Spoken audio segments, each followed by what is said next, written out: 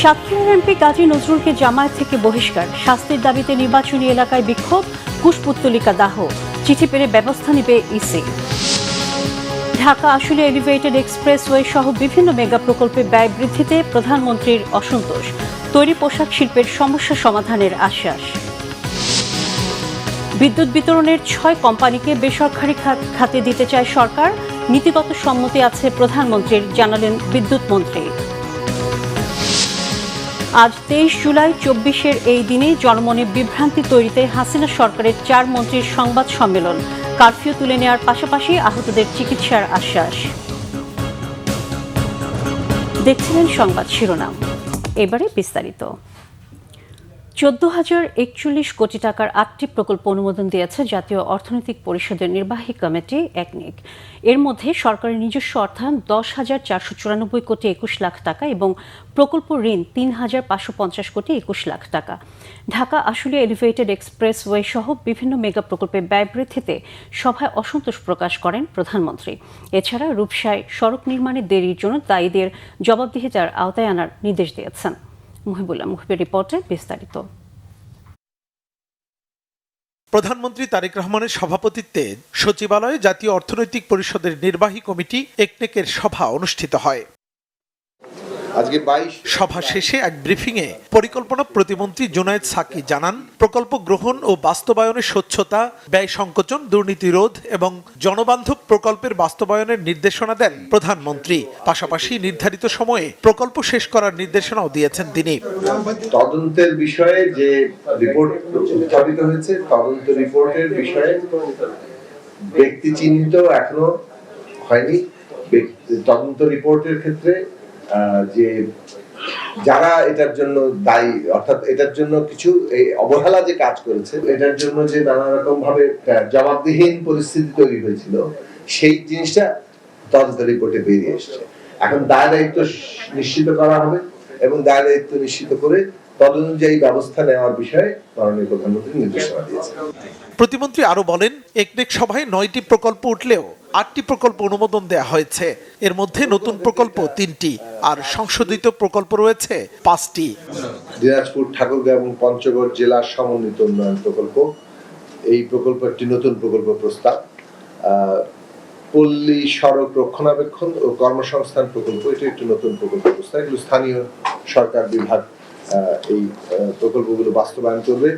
সর্বজনীন সামাজিক অবকাঠামো, এটা ফেজ 2, এইটার প্রথম সংশোধনী প্রস্তাব আজকে এখানে অনুমোদিত হয়েছে। দুর্যোগ আশ্রয় কেন্দ্র নির্মাণ ও সংস্কার উন্নয়ন প্রকল্প, এটা দ্বিতীয় সংশোধনী একটা প্রকল্প প্রস্তাব, সেই প্রস্তাবটিও আজকে অনুমোদন করা হয়েছে। প্রকল্প বাস্তবায়নের গতি বাড়াতে বড় ধরনের প্রাতিষ্ঠানিক সংস্কারের সিদ্ধান্তের কথাও জানান পরিকল্পনা প্রতিমন্ত্রী। সিদ্ধান্তের দিকে মুহিবুল্লাহ মুহিব, বাংলা ভিশন, ঢাকা। পোশাক শিল্পের সমস্যা সমাধানে স্বল্প ও দীর্ঘমেয়াদী পরিকল্পনা নিয়েছে সরকার। পোশাক খাতের জ্বালানি সংকট সমাধানে সরকারের নেওয়া উদ্যোগ 1 বছরের মধ্যেই দৃশ্যমান হবে বলে আশ্বাস দিয়েছেন প্রধানমন্ত্রী।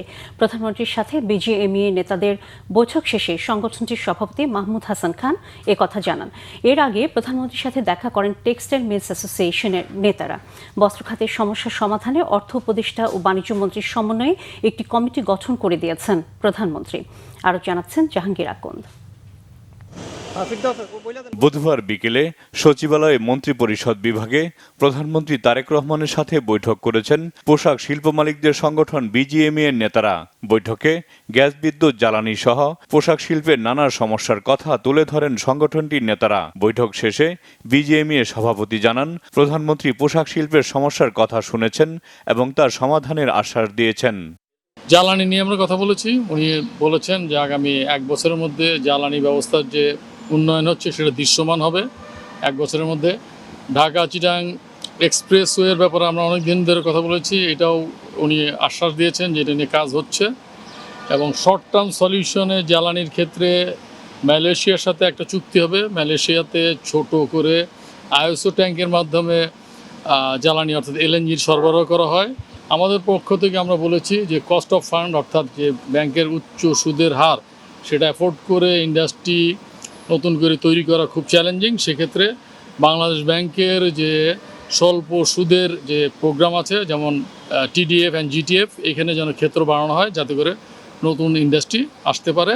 আমরা ধন্যবাদ জানিয়েছি সরকারকে যে 20,000 কোটি টাকার যে প্যাকেজ দেওয়া হয়েছে শিল্পে যারা ক্ষতিগ্রস্ত বা বন্ধ হয়ে গেছে তাদেরকে চালু করার ক্ষেত্রে, নতুন করে যে ইনসেন্টিভ 1.5%-এর জায়গায় 5% করেছে সরকার, সেই ব্যাপারে আমরা সরকারকে ধন্যবাদ জানাচ্ছি। এর আগে সকালে প্রধানমন্ত্রী তারেক রহমানের সাথে বৈঠক করেন Bangladesh textile mills association BTMA এর নেতারা। বৈঠক শেষে BTMA এর সভাপতি জানান, বস্ত্রখাতের সমস্যা অনেক পুরনো, যা আগের সরকারগুলোর সমাধান করেনি। বর্তমান সরকার এ খাতের সমস্যা সমাধানে কাজ করবে বলে আশাবাদী তিনি। যখন সময় উপযোগী সিদ্ধান্ত নেওয়ার কথা ছিল ইন্টেরিয়াম গভর্নমেন্ট বা তারও আগের গভর্নমেন্ট, তারা সেটা করেনি। রাতারাতি এগুলা আশা করাটাও আপনার কতটুকু যুক্তিযুক্ত হবে আমি জানি না, তবে পদক্ষেপ ওনারা নিচ্ছেন, একটা FSRও অ্যাড করছেন গ্যাস যাতে আরও বেশি প্রবাহিত করতে পারে। তারপরে আপনার অল্টারনেটিভ ফিউল ওটা নিয়ে উনি ভাবছেন। তো এইগুলো আমাদেরকে যে সময়টা লাগে একটা 15 মাস 18 মাস, এটা তো সরকারকে আমাদের দিতেই হবে। তো এর পাশাপাশি এখন কি করা যায়, কি ধরনের প্যাকেজ দেওয়া যায়, বা আমাদের ফাইন্যান্সিয়াল যে সমস্যাটা আছে, ব্যাংকের যে সমস্যাগুলো আছে, এগুলো ওনার কাছে তুলে ধরা হয়েছে। উনি উপলব্ধি করতে পেরেছেন, উনি পদক্ষেপও নিচ্ছেন। অন্যদিকে আবাসন ব্যবসায়ীদের সংগঠন রিহাবের সদস্যদের সাথে বৈঠক করেন প্রধানমন্ত্রী তারেক রহমান। বৈঠকে রিহাব নেতারা ড্যাবের সংস্কার, জমি কিংবা ফ্ল্যাটের রেজিস্ট্রেশন ফি 5% করার প্রস্তাব করেন। জাহাঙ্গীর আকন্দ, বাংলা ভিশন, ঢাকা।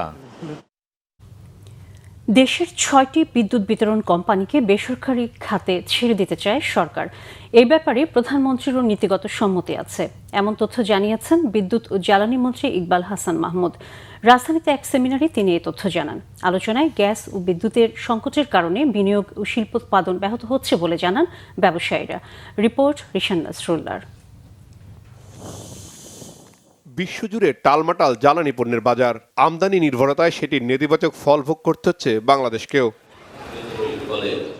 জাতীয় দৈনিক বণিক বার্তা আয়োজিত পলিসি কনক্লেভ বাংলাদেশের জ্বালানি নিরাপত্তা ও রূপান্তর বিষয়ক আয়োজনে বিশ্লেষক ও ব্যবসায়ীরা বলেন, জ্বালানি নিরাপত্তা না থাকলে শিল্প খাতে বিনিয়োগ ও গতি আসবে না। বিদ্যুৎ জ্বালানিতে স্বচ্ছ নীতিমালার প্রয়োজনীয়তা তুলে ধরেন তারা। এনার্জি সিকিউরিটির জন্য সবচাইতে বড় 3টি সমস্যা, কিছুটা হুমকিও। এই 3টা হচ্ছে, প্রথমত দুর্নীতি, আন্তর্জাতিক বাজারের ফুয়েলের দাম কি সেটা না, কিন্তু সবচেয়ে বড় হুমকি হচ্ছে দুর্নীতি। দ্বিতীয়ত আমি বলবো অদক্ষতা, ইনএফিসিয়েন্সি, এবং তৃতীয়ত বলবো আমি নীতিগত পরিকল্পনার ঘাটতি। Source diversification is very important, কারণ আমরা দেখেছি মিডল ইস্টের বর্তমানে এই যুদ্ধের কারণে আমাদের total dependence on middle east gas, middle east LPG, middle east oil, আমাদের ইস্টার্ন রিফাইনারি বন্ধ হয়ে আছে বিকজ ক্রুড আনতে পারছি না আমরা। আমাদের একটা চিন্তা ভাবনা করে আমাদের ফুয়েল মিক্স করে একটা নীতিমালা করতে হবে, যেটা রাজনৈতিক ঐক্যমতের দরকার আছে। আমরা চাই না সরকার পরিবর্তনের সাথে সাথে এই পরিবর্তন চেঞ্জ হয়ে যেতে পারে। ইন্ডাস্ট্রিয়াল ইনভেস্টমেন্ট হলো লং টার্ম কমিটমেন্ট, তাই ইনভেস্টররা চান এনার্জি সাপ্লাই, প্রাইসিং এবং পলিসি যেন স্টেবল এবং প্রেডিক্টেবল হয়। এনার্জি সিকিউরিটি শুধু এনার্জি সেক্টরের বিষয় নয়, এটা ইনভেস্টমেন্টের বিষয়, এক্সপোর্টের বিষয়, পাবলিক হেলথের বিষয়, এবং শেষ পর্যন্ত বাংলাদেশ ন্যাশনাল কম্পিটিটিভনেসের issue. What is our bulk energy? Our bulk energy is the energy mix that we need, LPG, LNG, and all those bulk energy to drive our economy. Without this economy তো চলবে না। আমরা যারা industry চালাচ্ছি বিভিন্ন স্কেলে, সেগুলো সব বন্ধ হয়ে যাবে। এই যে বিভিন্ন প্রতিষ্ঠান, banks, financial institutions, they have invested heavily on this industry, but it's not only the industry itself, the financial institutions, banks will be problem because they have provided fund. আলোচনায় বিদ্যুৎ ও জ্বালানি মন্ত্রী জানান, আমদানি নির্ভরতার পাশাপাশি ফ্যাসিস্ট সরকার সব সিস্টেমকে ভেঙে ফেলেছে। সংকট মোকাবেলায় সরকার কাজ করে যাচ্ছে বলেও জানান তিনি। এমন একটা পরিস্থিতির মধ্যে আমরা দায়িত্বভার গ্রহণ করেছি এবং আমরা প্রতিনিয়ত আমরা এই এনার্জি সিকিউরিটি নিয়ে কাজ করছি। আমরা প্রায়ই আমাদের প্রধানমন্ত্রী আমাদের সাথে বসে সিকিউরিটি কিউ করা যায়, নানান অপশনস আমরা খুঁজছি, but it is difficult. Energy itself is a difficult subject. তারপর আবার আপনার ইরান, আর ইসরায়েল যুদ্ধ আর একটা করে দিয়েছে। আপনারা ভয় পাবেন না, আমরা হ্যান্ডেল করছি এবং খুব ডেডিকেটেডলি অনেস্টলি হ্যান্ডেল করছি। আমার যে ডিস্ট্রিবিউশন কোম্পানিগুলো আছে আপনার government company, I want to privatise whole, আমি প্রাইভেটাইজ করে দিতে চাই। প্রাইভেট কোম্পানি নিয়ে নেই, যেমন আপনি আমার পাশেই দেখেন না, কলকাতাতে গোয়েঙ্কারা চালাচ্ছে, বোম্বেতে আপনার রিলায়েন্স চালাচ্ছে, আপনার দিল্লিতে আপনার most probably Adani. So they are running very well. তা আমাদের এন্টারপ্রেনাররা পারবে না চালাতে এই সিস্টেমগুলোকে। নবায়নযোগ্য জ্বালানি খাতে সরকার বিনিয়োগ উপযোগী নীতিমালা করছে জানিয়ে মন্ত্রী বলেন, দ্রুতই সৌর বিদ্যুতের উৎপাদন বাড়ানো হবে। আমরা যেটা পাচ্ছি যদিও। রিশান নাসরুল্লাহ, বাংলা ভিশন, ঢাকা। 2024-এর 23 জুলাই ছিল তৎকালীন স্বৈরাচার সরকারের দেশব্যাপী জারি করা কারফিউর চতুর্থ দিন। এই দিন যৌথ সংবাদ সম্মেলনে তৎকালীন সরকারের 4 মন্ত্রী জানান, পরিস্থিতির উন্নতি হলে কারফিউ তুলে নেওয়া হবে। আশ্বাস দেওয়া হয় আহতদের চিকিৎসার। তবে বিশ্লেষকরা বলছেন, এসব পদক্ষেপ আন্দোলন দমিয়ে দেওয়ার একটা কৌশল ছিল মাত্র। একই সময়ে তৎকালীন আইসিটি প্রতিমন্ত্রী ইন্টারনেট নিয়ে নানা অপপ্রচার চালান। গণ অভ্যুত্থানের 23 জুলাইয়ের ঘটনা বলে জানাচ্ছেন আরিফিন শাওন।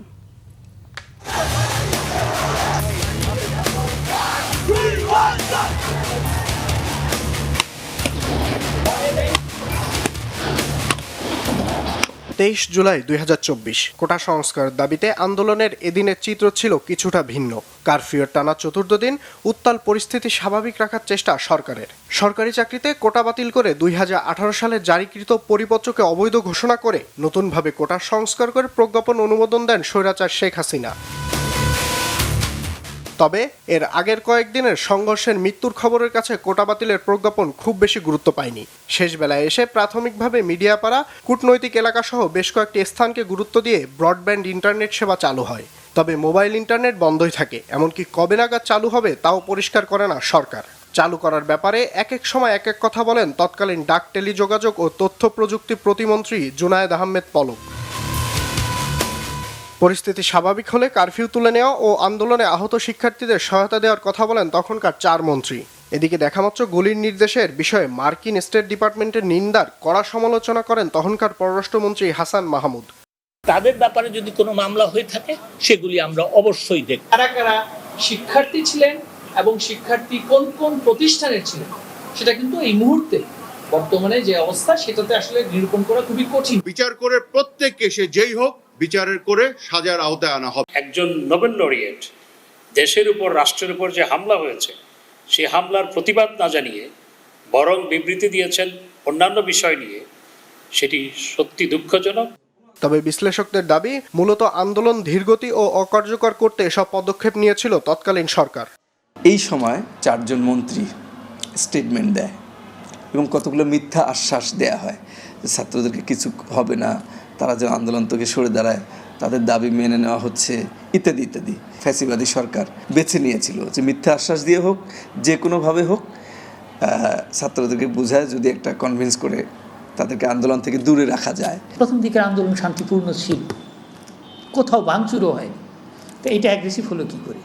আপনারাই তো প্রথমে গুলিটা করেছেন, তা আপনি গুলি করবেন আর আমি আপনাকে স্যালুট দিতে থাকবো, এটা হয়? তো আপনি কোন আশ্বাসটার স্কোপটা আমার জন্য রেখেছেন? আমার প্রশ্ন সেটা। তো যেহেতু স্কোপটা নাই, তা আমি তো আন্দোলনেই ফিরব। একই সাথে শিক্ষার্থীদের পাশে দাঁড়ানোর আশ্বাসের আড়ালে আন্দোলনে জড়িতদের ওপর নির্যাতন চালায় পুলিশ ও ফ্যাসিস্ট বাহিনী। আমি জানি আমার উপর চাপ ছিল, প্রশাসনে, ইউনিভার্সিটি প্রশাসনে আমাকে বলেছে যে অবস্থা শান্ত হোক, তারপরে সবাই এক এক করে হিসেব নেওয়া হয়। আমি জানি যে আমার উপর এই হিসেবটা হতে পারত। তারপরে আমার একাডেমিক কমিটিতে, ডিপার্টমেন্টে একাডেমিক কমিটিতে এই বিষয়ে হয়েছিল আর কি, অভিযোগ করা হয়েছিল। এবং তারা ছিল যে শুধু এখন তো সামনে একাডেমিক কমিটিটা বসবে, তা আমরা আপনাকে দেখে নেব। জগন্নাথ বিশ্ববিদ্যালয়ের শিক্ষক সমিতিকে আমরা আহ্বান জানিয়েছিলেন যে আসুন একসাথে আমরা একটা মানববন্ধন বা একটা বিবৃতি দেই, ছাত্রদের নিরাপত্তা চেয়ে, অন্য কোনো কিছু না। কিন্তু আমরা সেই সময় কোনো শিক্ষককে আমরা পাইনি। এবং শিক্ষক সমিতির যে মিটিং হয়েছিল সেই সময়টাতে, শিক্ষক সমিতির মিটিংয়ে আমরা চেষ্টা করেছিলাম যে ছাত্রদের নিরাপত্তার চেয়ে শিক্ষক সমিতির মিটিংয়ে একটা এজেন্ডা নিয়ে আসা হোক এবং একটা বিবৃতি দেওয়া হোক। সেই এজেন্ডাটাও শিক্ষক সমিতিতে নেওয়া হয়নি, বিবৃতি তো অনেক পরের কথা। এদিকে পরিস্থিতি নিয়ন্ত্রণে এসেছে দাবি করে 24 জুলাই থেকে 7 ঘন্টার জন্য সারা দেশে কারফিউ শিথিলের ঘোষণা দেন তৎকালীন স্বরাষ্ট্রমন্ত্রী আসাদুজ্জামান খান। সবকিছুর আড়ালে চলতে থাকে গণগ্রেফতার ও হয়রানি, এতে আরো ফুঁসে ওঠে সাধারণ জনগণ। আরেফিন শাওন, বাংলা ভিশন, ঢাকা। আগামী বছরের শুরুর দিকে ইউনিয়ন পরিষদ নির্বাচন হবে বলে জানিয়েছেন স্থানীয় সরকার মন্ত্রী মির্জা ফখরুল ইসলাম আলমগীর। তিনি জানান, অবাধ, সুষ্ঠু ও নিরপেক্ষ হবে সেই নির্বাচন। কোনো রাজনৈতিক দলই স্থানীয় নির্বাচনে বিশেষ সুবিধা পাবে না বলেও জানান মন্ত্রী। রাজধানী ডিপ্লোমা ইঞ্জিনিয়ার্স ইনস্টিটিউশনে ইউনিয়ন চেয়ারম্যান মেম্বার অ্যাসোসিয়েশন আয়োজিত আলোচনা সভায় মির্জা ফখরুল এসব কথা বলেন। তিনি জানান, রাষ্ট্র ক্ষমতায় গিয়ে নির্বাচনের আগে জনগণকে দেয়া সব প্রতিশ্রুতি বাস্তবায়ন করছে বিএনপি সরকার। স্থানীয় জনপ্রতিনিধিদের ক্ষমতায়নে সরকার কাজ করছে বলেও জানান তিনি। বলেন, ধর্মের নামে বিভাজনের রাজনীতি শুরু হয়েছে। বিএনপি সব ধর্মের মানুষের অধিকারে বিশ্বাস করে বলে জানান মির্জা ফখরুল।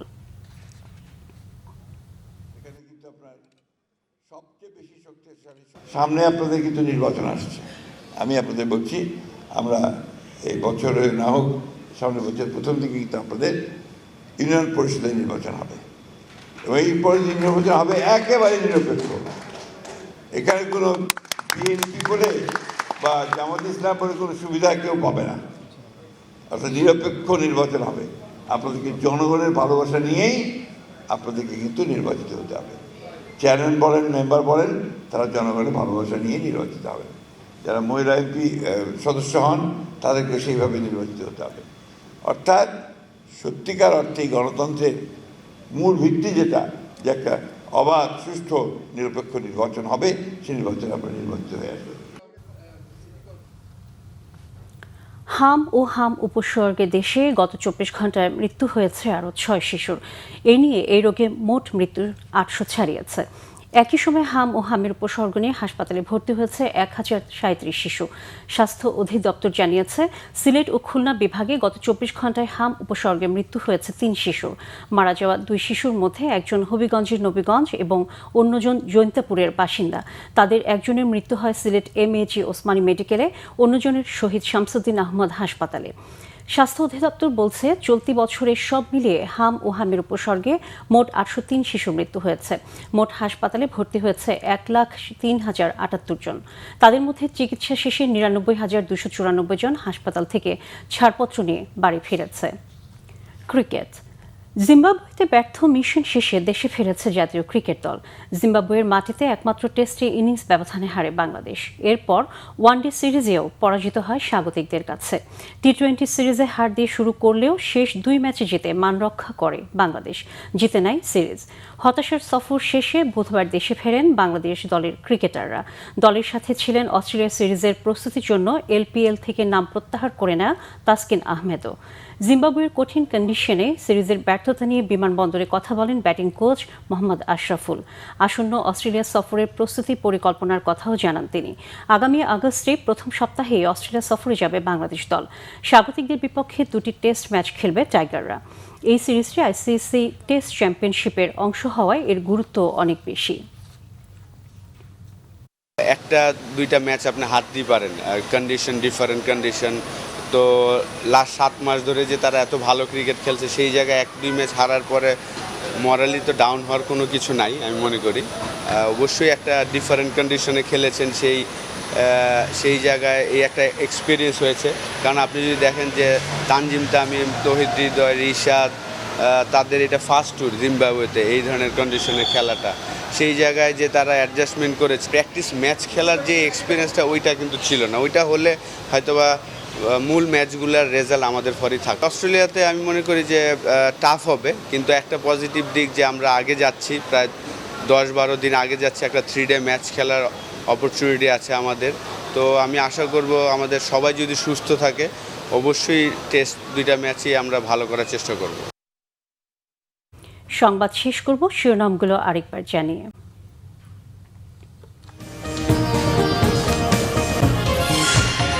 সাতক্ষীরার এমপি গাজী নজরুলকে জামায়াত থেকে বহিষ্কার, শাস্তির দাবিতে নির্বাচনী এলাকায় বিক্ষোভ, কুশপুত্তলিকা দাহ, চিঠি পেলে ব্যবস্থা নেবে EC. Dhaka Ashulia elevated expressway সহ বিভিন্ন মেগা প্রকল্পে ব্যয় বৃদ্ধিতে প্রধানমন্ত্রীর অসন্তোষ, তৈরি পোশাক শিল্পের সমস্যা সমাধানের আশ্বাস। বিদ্যুৎ বিতরণের 6 কোম্পানিকে বেসরকারি খাতে দিতে চায় সরকার, নীতিগত সম্মতি আছে প্রধানমন্ত্রীর, জানালেন বিদ্যুৎ মন্ত্রী। এবং আজ 23 জুলাই, 24-এর এই দিনই জনমনে বিভ্রান্তি তৈরিতে হাসিনা সরকারের 4 মন্ত্রীর সংবাদ সম্মেলন, কারফিউ তুলে নেওয়ার পাশাপাশি আহতদের চিকিৎসার আশ্বাস। এই ছিল এখনকার মতো, পরের সংবাদ সকাল 10টায়, এর আগে 9টায় রয়েছে নিউজ টপ 10 দেখার আমন্ত্রণ রইল। এছাড়া বাংলা ভিশন সংবাদ ও সংবাদ সংশ্লিষ্ট অনুষ্ঠান দেখতে ভিজিট করুন www.bpnews24.com ও facebook.com/banglavisionnews এবং সাবস্ক্রাইব করুন youtube.com/banglavisionnews। সাথে থাকার জন্য ধন্যবাদ সবাইকে।